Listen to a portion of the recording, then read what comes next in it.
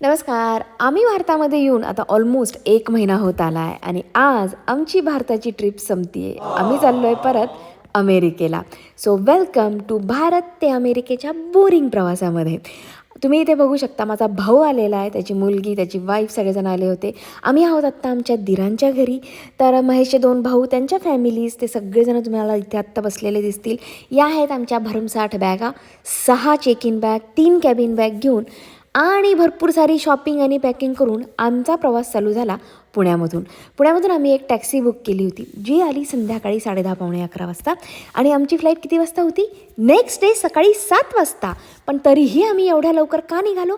कारण की आमच्या टॅक्सीवाल्याने आम्हाला सांगितलं होतं की तुम्हाला लवकर निघायला हवं, कारण की पावसामुळे घाटामध्ये खूप ट्रॅफिक लागतं आहे. म्हणून आम्ही लवकर निघालो आणि 2.5 ते पावणे 3 तासात मुंबईच्या एअरपोर्टमध्ये पोहोचलो. सो तुम्ही इथे बघू शकता आमची रिॲक्शन. एकतर भली मोठी लाईन होती चेक इनच्या काउंटरला, ती कशी पूर्ण करतच होतो. तेवढ्यात आम्हाला दिसली इरिना. जे बिग बॉसचे फॅन असतील ना, त्यांना ही माहिती असेल. ही एक बिग बॉस मराठीची कंटेस्टंट राहिलेली आहे. आणि ते कसंबसं आम्ही ना आमचं चेक इन 1-1.5 तासामध्ये केलं असेल. त्याच्यात भर म्हणजे ना, महेशनी क्रिकेटचा किट घेऊन आला आहे. त्या क्रिकेटच्या किटची बॅग मोठी असते, त्यासाठी तुम्हाला परत एकदा वेगळ्या चेक इन लाईनमध्ये लागावं लागतं.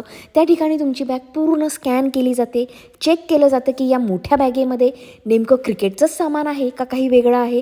त्यामुळे जर तुम्ही असं कोणतं किट किंवा कोणत्याही प्रकारचे स्पोर्ट्स बॅग घेऊन येणार असाल तर बी प्रिपेअर्ड. थोडासा एक आम्हाला अजून अर्धा तास त्यामध्ये ॲड करावा लागेल. तर आमचं सगळं इमिग्रेशन चेक इन करून आम्ही निघालो आमच्या गेटकडे.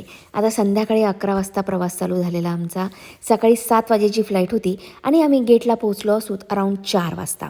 सो आमच्याकडे होते अख्खे 2-3 तास. तो आम्ही मस्त त्या एअरपोर्टच्या तिथे बसून झोप काढली. आम्हाला झोपेने सुधरत नव्हतं. एकतर आधीचे 2 दिवस नुसती शॉपिंग आणि पॅकिंगमध्ये गेले. खूप हेक्टिक होते ते 2 दिवस.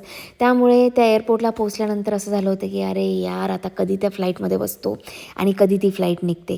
तुम्ही बघू शकता सकाळच्या 7 वाजेची फ्लाईट होती. आता दिवस उजाडला आहे. मग आलो बाबा, शेवटी एकदा फ्लाईटमध्ये बसलो आणि चालू झाला आमचा प्रवास. आता ॲक्च्युअल प्रवास मी तुम्हाला दाखवेल उद्याच्या व्हिडिओमध्ये.